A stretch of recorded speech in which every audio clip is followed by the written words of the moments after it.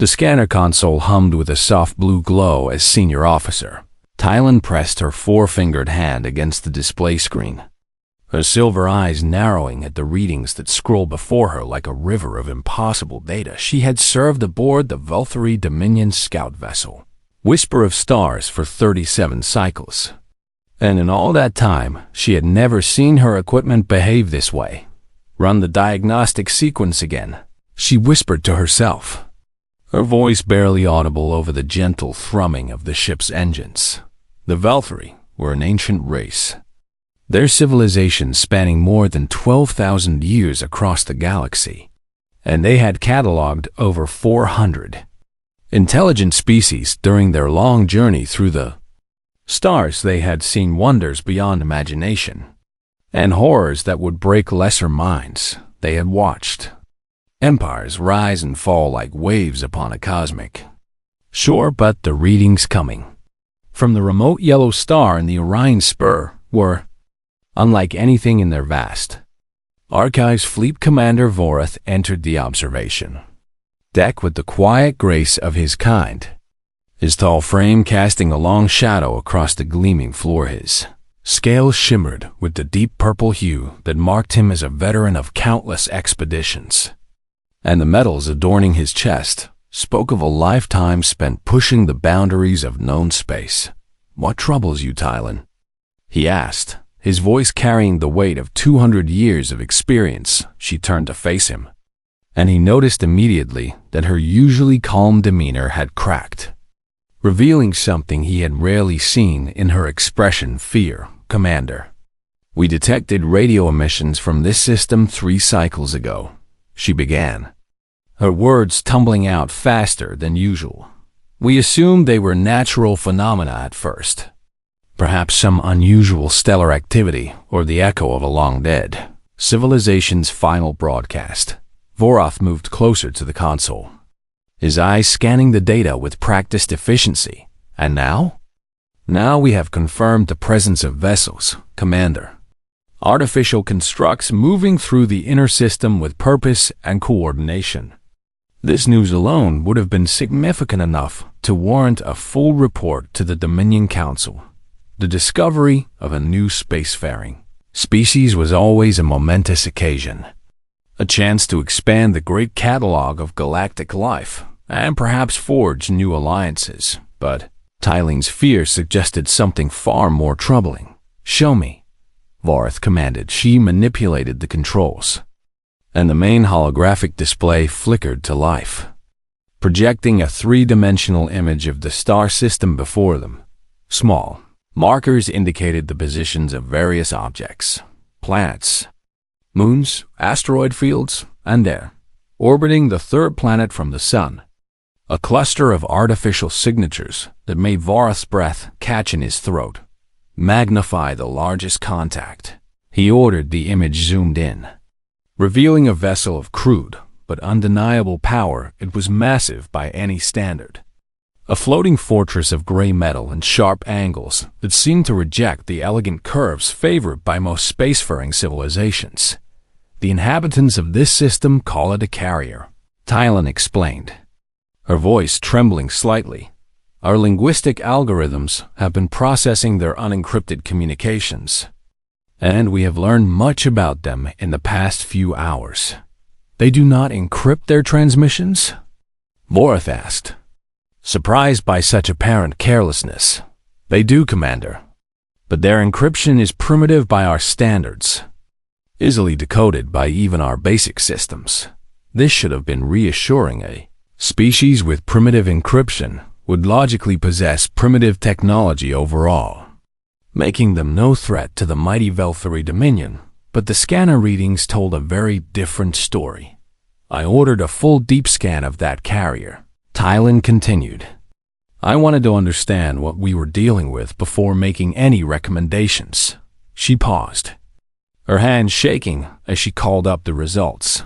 The scan triggered 17 automated warning protocols.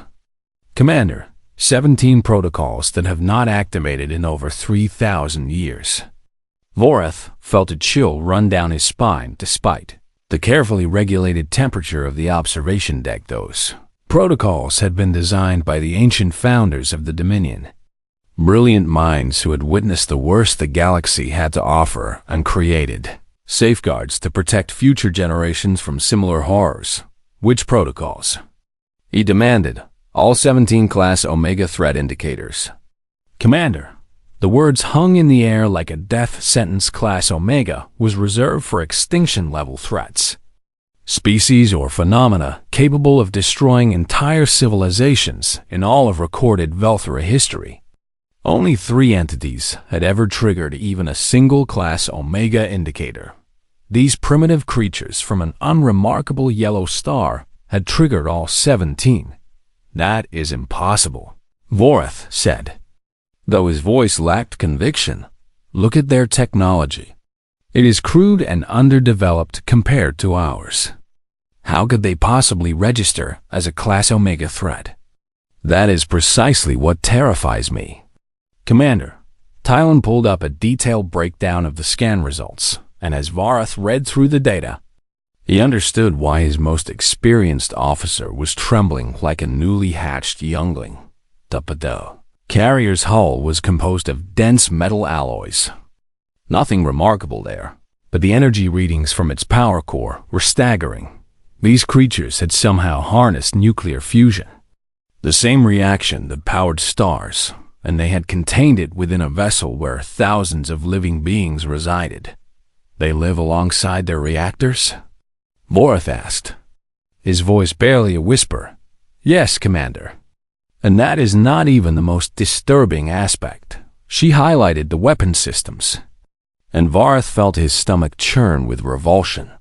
The carrier was equipped with launch tubes for smaller craft, dozens of them, each capable of deploying fighters armed with missiles that carried warheads designed to split atoms' nuclear weapons. These creatures had not merely discovered atomic energy. They had weaponized it and mounted it on ships crewed by their own people.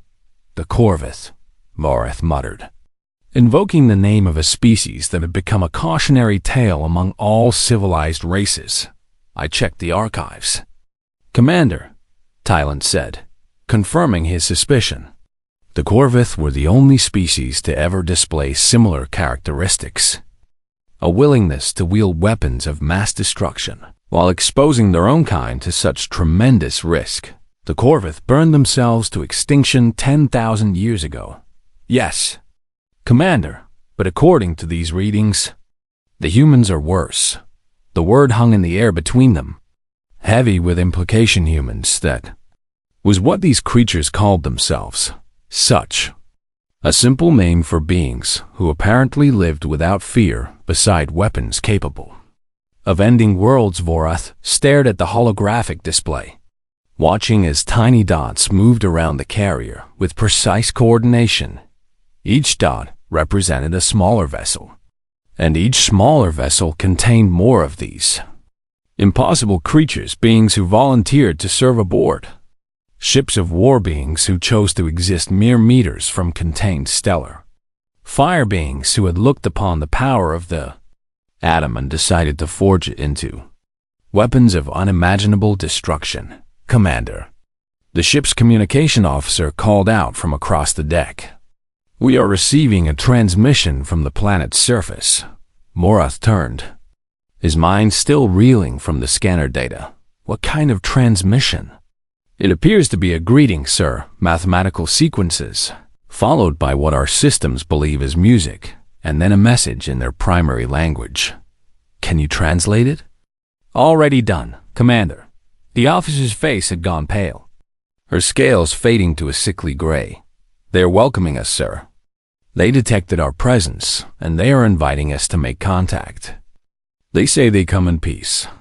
Peace, the word seemed absurd given everything Tylene's scans had revealed. How could creatures who carried such terrible weapons speak of peace? Before Vorath could respond, the ship's central AI activated an alarm that echoed through every corridor and chamber of the Whisper of Stars. It was a sound he had never heard in his 2 centuries of service. A wailing klaxon that spoke of danger beyond anything he had ever faced. The threat assessment system. designed by the greatest minds in Velthari history to analyze civilizations with cold logic and rational calculation, had reached a conclusion about the humans, and it was screaming. The alarm continued its terrible wail for 17 heartbeats before Vorath finally found his voice and ordered it silenced. The sudden quiet that followed was somehow worse. A heavy emptiness that pressed down upon everyone on the observation deck like a physical weight. "Explain," Vorath commanded, turning to Tylan with an expression that demanded answers. "Explain to me how a species we have never encountered before has triggered every warning system our ancestors created." Tylene's fingers danced across the console, pulling up data streams and analysis reports that painted a picture of horror disguised as civilization. "Commander, I need you to understand that what I am about to show you will challenge everything we believe about the natural order of the galaxy."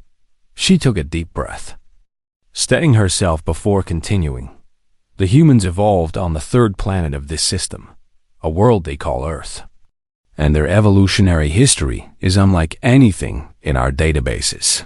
The holographic display shifted to show a blue and green world, beautiful in its simplicity, orbiting its yellow sun with the lazy grace of a planet that had existed for billions of years. "Earth is a death world." "Commander," Vorath blinked, certain he had misheard. "That cannot be correct. Death worlds do not produce intelligent life. The environmental pressures are too extreme, and yet here they are," Tylan replied, gesturing at the fleet of human vessels displayed before them. The humans did not merely survive their death world. They conquered it, and then built ships to carry their conquest to the stars. She pulled up environmental data that made several officers gasp in disbelief. Earth's atmosphere contained a highly reactive gas called oxygen, a substance that most species considered a dangerous industrial chemical. The planet experienced violent weather patterns that could level cities. Its surface was covered in predators, parasites, and microscopic organisms that waged constant war against each other. And the humans had risen to dominance over all of it. Their bodies are remarkably fragile by galactic standards. Tylan continued. They have no natural armor, no venomous defenses, no ability to regenerate lost limbs. And yet they became the apex predators of their world through sheer determination and intelligence. "How?" Vorath asked, genuinely bewildered. "They learned to use tools, Commander, and then they learned to make better tools. And then they learned to make tools that could kill anything that threatened them, no matter how large or powerful."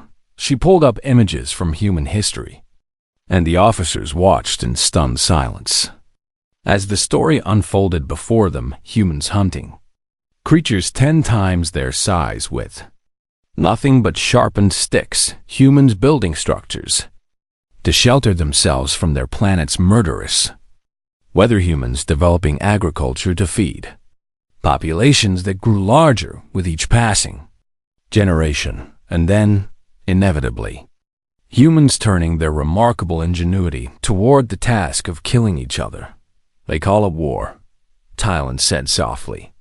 "They have practiced it for their entire recorded history, developing ever more efficient methods of destruction with each passing century." The images shifted to show human conflicts throughout the ages, and Vorath felt his stomach turn at the creativity these creatures had applied to. Violent swords and spears gave way to guns, and cannons, guns and cannons gave way to tanks and aircraft gave way to missiles and nuclear weapons. They discovered atomic energy approximately 300 of their years ago, Tylan explained. Within months of that discovery, they had built weapons capable of destroying entire cities with a single detonation. "And they used them?" Vorath asked, dreading the answer. "Twice, Commander. They dropped atomic weapons on their own population centers during a conflict they call the Second World War." The observation deck fell silent as the weight of that statement settled over everyone present. The Valkyrie had possessed nuclear technology for over 8,000 years, but they had never once considered using it as a weapon. The very idea was unthinkable, a violation of every principle their civilization held sacred. But the humans had not only thought of it. They had done it. "Show me their warships," Vorath commanded. "Show me exactly what we are dealing with." Tylan complied, and the holographic display filled with detailed schematics of human, military vessels. The designs were crude by Valkyrie standards, lacking the elegant efficiency of true spacefaring technology. But what they lacked in sophistication, they more than made up for in raw, brutal power. The humans use a propulsion system based on chemical reactions and ion drives. Tylan began. Primitive compared to our graviton engines, but effective enough for their purposes. She highlighted the power cores of several vessels, and the readings made every officer on the deck take an involuntary step backward. Their larger ships are powered by fusion reactors. Commander, contained stellar fire burning at temperatures that would vaporize our strongest alloys. And they have placed these reactors within meters of crew quarters where humans live and work and sleep. That is insanity, someone whispered from the back of the room. That is humanity, Tylan corrected. But their power systems are not what concerns me most. She pulled up the weapon specifications, and Vorath felt a primal fear stir in his chest, an ancient instinct warning him that he was looking at something deeply wrong. Their primary offensive systems are kinetic weapons. Commander, they accelerate solid projectiles to tremendous velocities and fire them at their targets. Kinetic weapons? Vorath repeated, struggling to comprehend. They throw rocks at their enemies? Sophisticated rocks, Commander, but yes, essentially. They have developed the art of throwing objects into a science capable of punching through starship armor.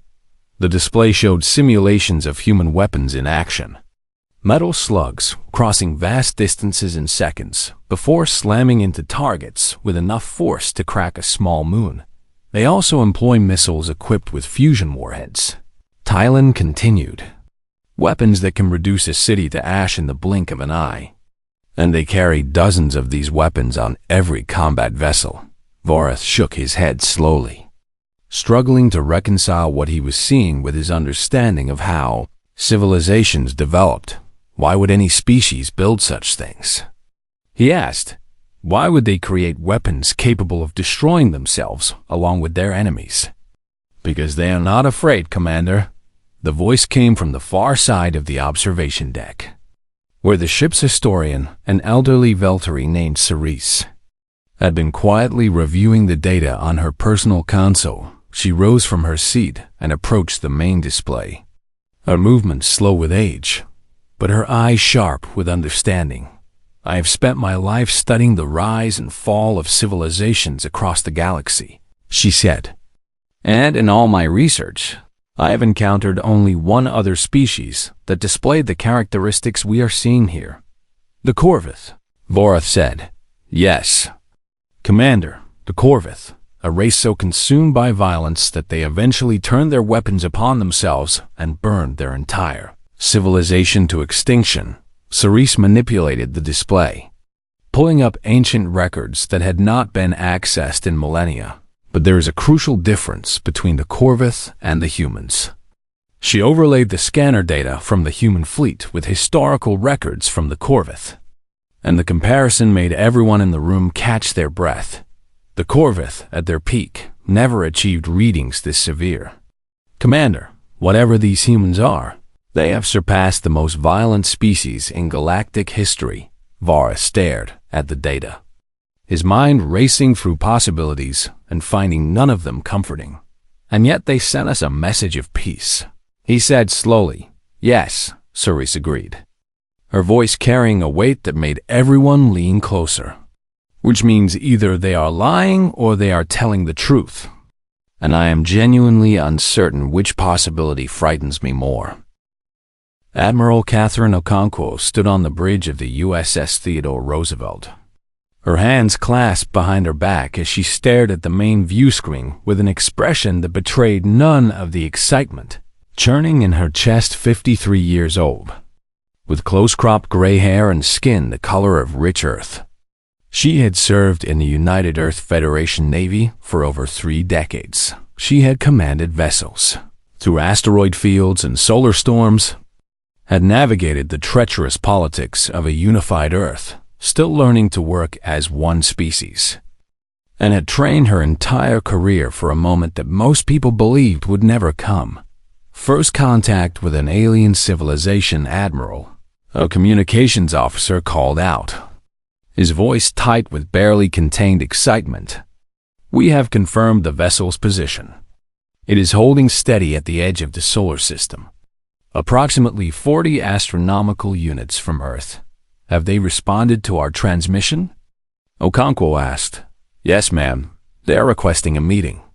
They have proposed coordinates at a neutral point between our positions." Okonkwo allowed herself a small smile, the first crack in her professional demeanor since the alien vessel had been detected. 18 hours ago, humanity had dreamed of this moment for centuries, had searched the stars with radio telescopes and sent probes into the endless dark, hoping against hope that they were not alone in the universe. And now that dream was about to become reality. Navigation. "Plot a course for the rendezvous point," she commanded. "How?" "Prepare to get underway." "Admiral," her executive officer interjected, stepping closer and lowering his voice. "Are you certain this is wise? We know nothing about these beings, their capabilities, or their intentions." Commander James Chun was a cautious man by nature, a quality that made him an excellent second-in-command, but occasionally put him at odds with Okonkwo's more direct approach. "We know they came here," Okonkwo replied. "We know they detected us and chose to communicate rather than attack. And we know that if we approach this first contact with fear and suspicion, we may lose the greatest opportunity our species has ever been given." Chun nodded slowly, accepting her reasoning, even if he did not entirely agree with it. "At least allow me to arrange a full military escort." "Admiral, the 7th Fleet is only 2 days away." "No," Okonkwo said firmly. "We will go alone, a single carrier with a minimal fighter complement. Anything more might be seen as a show of force. And if it is a trap—" Okonkwo turned to face him directly, her dark eyes meeting his with unwavering confidence. "Then we die making first contact with an alien species." "Commander, I can think of worse ways to go." She turned back to the view screen, where the distant stars seemed to pulse with possibility. "Signal the crew. We depart in 1 hour across the vast emptiness of space." Commander Vorath received word that the human vessel was moving toward the rendezvous coordinates. He had spent the past several hours in deep consultation with his senior officers, debating the wisdom of meeting these terrifying creatures face to face. The arguments against such a meeting were compelling. The humans possessed weapons of unimaginable destructive power and had demonstrated throughout their history a willingness to use them. Their scanner profiles exceeded anything in Valkyrie records, suggesting a capacity for violence that bordered on the pathological. Every rational analysis suggested that the prudent course would be to retreat, report their findings to the Dominion Council, and recommend that a military fleet be dispatched to deal with this potential threat. But Vorath had not risen to the rank of fleet commander by being merely rational. He understood that sometimes the greatest discoveries came from taking risks that lesser minds would consider foolish. And the historian Ceres had raised a point that he could not ignore. The humans had sent a message of peace. They had detected the whisper of stars lurking at the edge of their system, had analyzed it with their own crude sensors, and had chosen to respond not with weapons, but with words, mathematics, and music, and an invitation to talk. Perhaps they are not what our scanners suggest.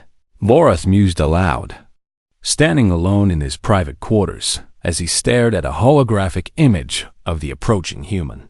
Carrier. Perhaps the readings reflect potential rather than intent.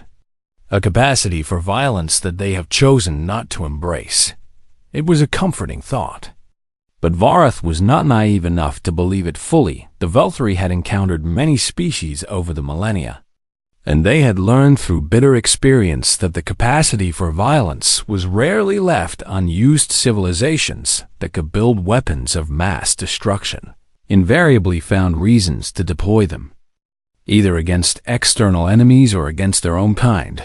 Yet the humans were still here, despite possessing the ability to destroy themselves for over 3 centuries. They had somehow managed to survive long enough to reach the stars. That fact alone suggested something remarkable about their species, a quality that went beyond mere technological achievement. "Commander, the ship's on," I announced. "The human vessel has arrived at the rendezvous coordinates. They are transmitting a request for a face-to-face meeting aboard a neutral platform." "A neutral platform?" "An asteroid station in the debris field between our positions, Commander. Uninhabited and suitable for atmosphere generation." Varath considered the proposal for a long moment before reaching his decision. "Inform them we accept, and prepare a shuttle for my personal use." "Commander," the AI responded, "diplomatic protocol suggests sending a negotiation team rather than risking yourself directly." "Noted and disregarded. If these humans are willing to meet us face-to-face, the least I can do is show them the same courage." He paused, a thought occurring to him. "Also, run a scan on their delegation. I want to know exactly what we will be facing." Aboard the Theodore Roosevelt, Admiral Okonkwo made her own preparations for the meeting. She chose her dress uniform, the deep blue fabric adorned with medals and insignia that represented a lifetime of service to humanity. No weapons. Her security team had argued vehemently against this decision, pointing out that they had no idea what to expect from the alien representatives. But Okonkwo had been firm. If they wanted to harm us, they could do so from a distance, she had explained. Going in unarmed shows that we trust them, and trust is the foundation of any meaningful relationship. She examined herself in the mirror of her quarters, straightening her collar and checking that every detail was perfect. In a few hours, she would be the first human being to ever speak with an intelligent alien species. The weight of that responsibility was almost overwhelming. "Admiral," her aide's voice came through the intercom, "your shuttle is ready. On my way." She took one last look at the small photograph on her desk, a picture of her family back on Earth, her husband and 2 children who were waiting for her to return with news that would change everything. "Wish me luck," she whispered to the image before turning and walking out the door on the whisper of stars. Tylan completed her final scan of the human delegation and felt her blood run cold for the second time that day. "Commander," she called out urgently, "I have analyzed the Admiral's shuttle." Varath looked up from his preparations. "And?" "It is completely unarmed, sir. No weapons, no defensive systems. Nothing that could pose a threat to even our smallest vessels. Perhaps they are confident in their larger ships providing protection." "No." "Commander, you do not understand." Tylene's voice dropped to barely a whisper. "The Admiral herself is coming alone, with only a pilot and 2 aides. She's placing herself entirely at our mercy."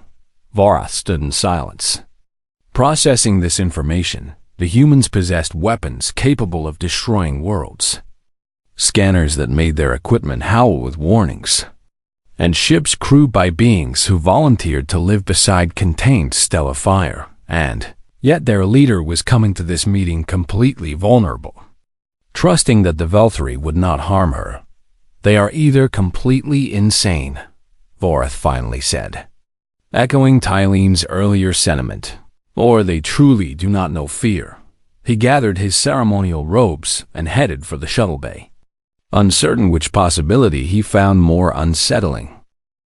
The asteroid station hung in the darkness of space like a forgotten monument to some ancient civilization, its metal corridors cold and empty, As the two delegations made their way toward the central meeting chamber, Vorath arrived first, accompanied by Tylan and two ceremonial guards whose presence was more tradition than necessity. He had ordered them to leave their weapons aboard the shuttle, a gesture of good faith that had taken every ounce of his willpower to authorize. The chamber itself was simple, a circular room with a domed ceiling that offered a spectacular view of the stars. Someone had placed a table in the center with chairs arranged on either side, and atmospheric generators hummed quietly in the corners, filling the space with breathable air. Vorath took his position and waited, his heart beating faster than he cared to admit. The door on the opposite side of the chamber slid open, and the humans entered. Admiral Catherine Okonkwo led the way, and Vorath felt his entire understanding of the universe shift as he laid eyes on her for the first time. She was smaller than he had expected where Vorath stood, over 2 meters tall, with scales and claws and the powerful build of a species that had evolved as apex predators.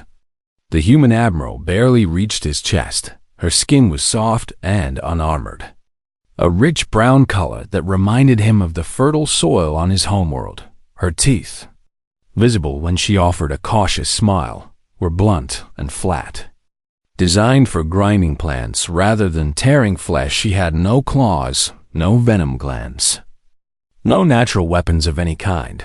By every measure the Velthari used to assess potential threats, this creature should have registered as prey, a harmless being to be pitied rather than feared.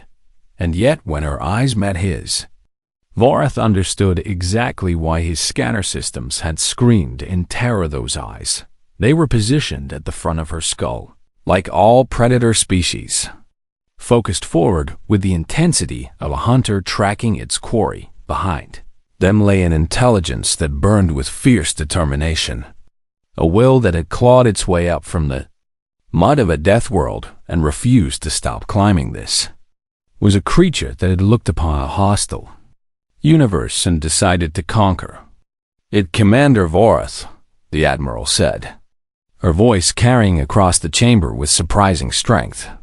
Thank you for agreeing to meet with us. On behalf of the United Earth Federation, I extend our warmest greetings.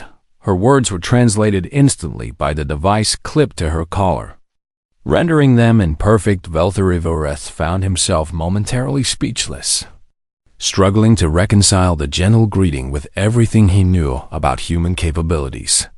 Admiral Okonkwo, he finally managed. The Velthari Dominion welcomes this opportunity for dialogue. We have many questions about your species, as do we about yours, she replied, gesturing toward the table. Shall we sit? They took their positions across from each other, and for a long moment, neither spoke. Vorath studied the human with the same careful attention he would give to a live explosive, while Okonkwo seemed content to wait, her expression patient and open. I must be honest with you, Admiral, Vorath finally said, deciding that directness was the only appropriate approach. Our scanners have analyzed your vessels, your weapons, your technology, and the readings have caused considerable concern among my crew. Concern? Okonkwo raised an eyebrow, a gesture that Vorath's translator helpfully identified as indicating surprise or curiosity. Your ships carry weapons of tremendous destructive power. Your species has a documented history of violence that exceeds anything in our records. And yet you come here speaking of peace. He leaned forward, his yellow eyes searching her face for any sign of deception. Help me understand, Admiral. How can beings who possess such terrible capabilities claim to desire friendship? Okonkwo was silent for a moment, and Vorath watched something shift behind her eyes, a shadow passing over her features that spoke of memories she would rather not revisit. May I tell you a story, Commander? Vorath nodded, uncertain what to expect.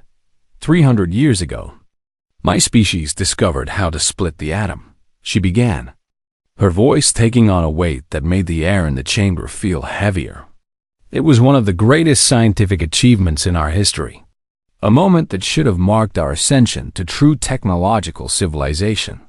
She paused, her hands folding together on the table before her. Within 2 years, we had used that knowledge to build weapons. Within 3 years, we had used those weapons on ourselves. 2 cities destroyed in an instant. Hundreds of thousands of lives erased in the time it takes to draw a breath. Vorath felt a chill run through him, despite the regulated temperature of the chamber. Why? He asked, the question emerging as barely more than a whisper. Because we were at war. Commander, because we were afraid, because we convinced ourselves that the only way to end the violence was with an act so terrible that our enemies would have no choice but to surrender. She met his gaze directly, and Vorath saw something in her eyes that he had not expected. Sheng, we told ourselves it was necessary, that the alternative was worse, and perhaps we were even right. But that does not change what we did. It does not erase the horror of what we proved ourselves capable of. And yet you continue to build such weapons. Vorath pointed out, your ships carry enough firepower to destroy entire worlds. Yes, Okonkwo agreed without hesitation. Because we learned something from that terrible day. Something that has shaped our species ever since. What could possibly justify? We learned what we are. She interrupted, her voice firm but not angry. We looked into the mirror of our own destruction, and we saw the monster lurking behind our eyes. The capacity for violence that lives in every human heart.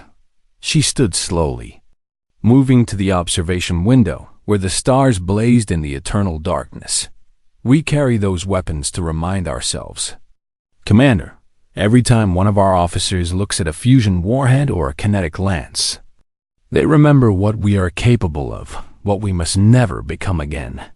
Vorath rose from his seat, drawn by the intensity of her words.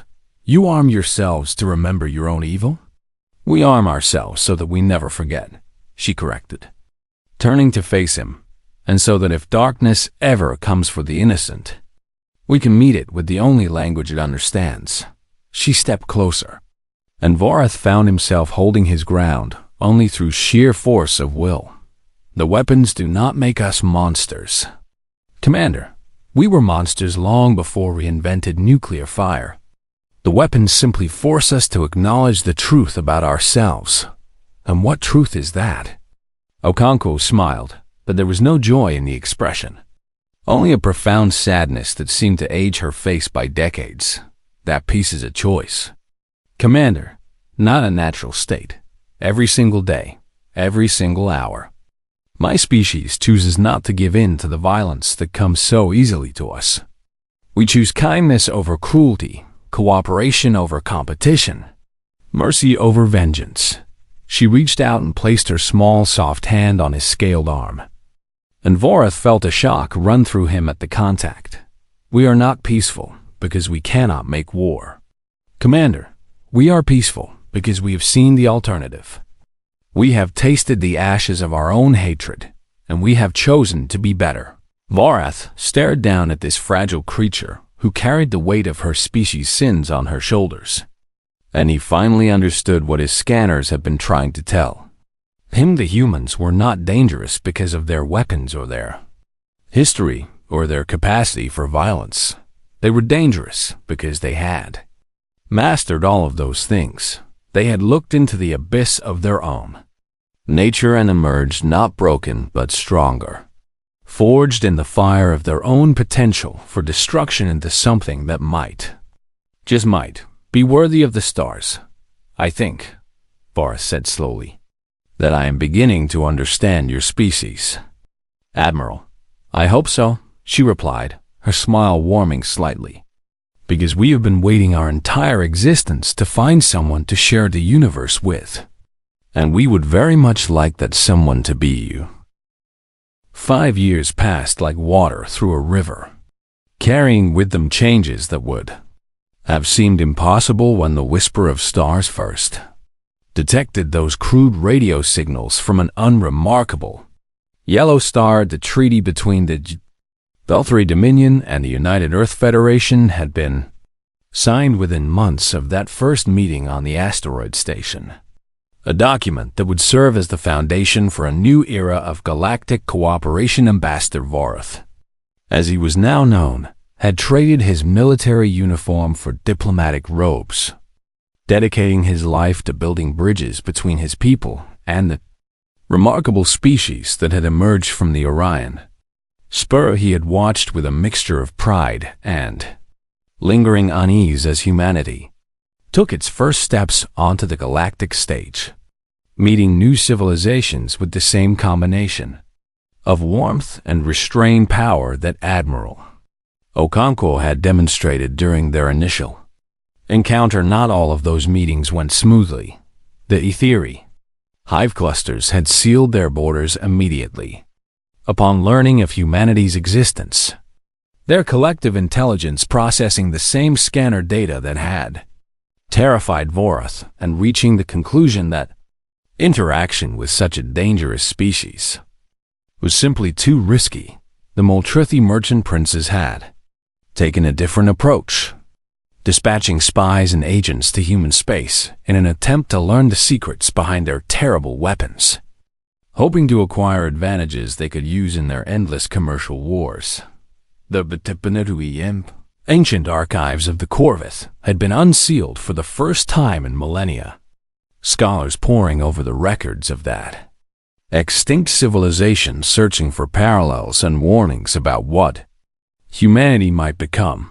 But it was the Sketh marauders who truly revealed to the galaxy what manner of beings had joined their ranks. The Sketh were a coalition of pirates and raiders who had terrorized 3 sectors for over 2 centuries, their fleets swooping down on vulnerable worlds to plunder and destroy. Before vanishing into the depths of uncharted space, they had grown bold over the years, confident that no civilization possessed both the power and the will to challenge their dominion over the lawless regions between empires. When they attacked the Velthari colony world called Thesson Prime, they expected the same easy victory they had achieved countless times before. They were wrong. Vorath received word of the attack while attending a diplomatic function on Earth. A celebration of the 3rd anniversary of the treaty that had united their peoples. Admiral Okonkwo was there as well, resplendent in her dress uniform, surrounded by admirers who wanted to hear stories of that historic first meeting. When the news came through, Vorath watched her face transform in an instant, the warm smile vanishing like sunlight behind a storm cloud, replaced by something cold and terrible that made him take an involuntary step backward. "How many casualties?" she asked, her voice flat and hard. "Initial reports suggest over 40,000 civilians." "Admiral," her aide responded, "the marauders are still in the system. They appear to be gathering prisoners for the slave markets." Okonkwo turned to Vorath, and he saw in her eyes the same thing he had seen 5 years ago on the asteroid station. That predator intensity that spoke of a species forged in violence and tempered by will. "Ambassador, with your permission, I would like to dispatch a relief force to assist your colony." It was phrased as a request, but Vorath understood that it was something else entirely, a notification of intent from a species that had made a choice about how they would respond to darkness. "Granted," he said simply, "and may your gods have mercy on the Sketh, because I suspect your ships will not." The human battle group arrived in the Thesson system 14 hours later. A fleet of sleek warships, led by the carrier Unconquerable Willed, the Sketh marauders, confident in their superior numbers, formed up to meet them, their commanders laughing at the crude design of the human vessels. The engagement lasted 11 minutes. Vorath watched the recordings later, sitting alone in his quarters with a glass of strong spirits to steady his nerves. He watched as human fighters swarmed from the carrier like angry insects, their pilots pushing their craft to limits that should have been impossible, weaving through enemy fire with a reckless skill that spoke of beings who had looked upon death and found it wanting. Watched as kinetic rounds punched through Sketh armor like paper, as fusion missiles detonated against pirate vessels in blossoms of nuclear fire. as the entire Marauder fleet came apart under a barrage of devastation that defied comprehension, and he watched as the humans, in the immediate aftermath of their victory, began broadcasting rescue frequencies and dispatching shuttles to pull survivors from the wreckage, even enemy survivors, even the pirates who had murdered 40,000 innocent Velthri civilians. Why? Vorath asked Okonkwo when they spoke the following day. Why save the very beings who cause such suffering? Because that is who we choose to be, she replied, her voice carrying the same weight it had during their first conversation. We are capable of terrible violence, Ambassador, but we will not allow that violence to strip us of our compassion. She paused, and Vorath saw the exhaustion behind her eyes. The cost of commanding beings into battle. Every pirate we pulled from the void is a life that did not end in that system. A story that continues rather than concluding in fire and vacuum. Perhaps some of them will change, perhaps none of them will. But we will not become executioners simply because our enemies deserve execution. The news of the Battle of Thiessen spread across the galaxy like wildfire, carrying with it a message that could not be ignored. Humanity was not merely powerful. They were something far more complex, far more dangerous, and far more admirable than anyone had anticipated. 3 months later, Vorath stood before the Galactic Forum, a gathering of representatives from over 200 spacefaring civilizations, and delivered his assessment of the species that had emerged from the death world called Earth. The chamber fell silent as he approached the speaking platform, his scales shimmering under the lights, his voice amplified to reach every corner of the vast auditorium. I have been asked to provide my evaluation of humanity, he began, and I confess that I struggled for many days to find the proper words. He paused, gathering his thoughts. When we first encountered their vessels, our scanners howled with warnings that had not been triggered in 3,000 years. We saw their weapons, their history, their capacity for destruction, and we assumed we understood what we were facing. He shook his head slowly. We were wrong. The humans are not a threat because they build weapons of unimaginable power. Many species have done the same. The humans are not a threat because they have a history of violence that exceeds any in our records. Violence is common enough in this galaxy. His voice grew stronger, carrying across the chamber with an intensity that made every representative lean forward. The humans are a threat because they have mastered themselves. They have looked into the darkness of their own souls, and they have not flinched. They have acknowledged the monster that lives within them, and they have chosen every single day, every single moment, to be more than that monster. Do not be deceived by their kindness. Do not mistake their mercy for weakness. I have seen their scanner profiles. I know what sleeps inside their hulls. He drew a deep breath. The humans are not peaceful because they cannot wage war. They are peaceful because they have looked into the abyss of their own fury, and they chose, every single day, to be gentle instead. His final words echoed through the chamber like a warning and a promise. Pray you never give them reason to stop choosing. The forum sat in stunned silence for a long moment before erupting into a chaos of questions and demands and expressions of concern. But somewhere across the void, aboard a carrier that had returned home from saving both allies and enemies alike, Admiral Catherine Okonkwo sat in her quarters with a cup of coffee in her hands. She had watched the broadcast of Vorath's speech, and she smiled at his words. A smile that held both pride and sadness and hope for a future that was still being written. Not bad, she murmured to herself, raising her cup in a silent toast to the friend she had made among the stars. And somewhere in her heart, she prayed that he was right, that humanity would always choose kindness, that the monsters sleeping in their ships and their history and their very souls would never again be allowed to wake it.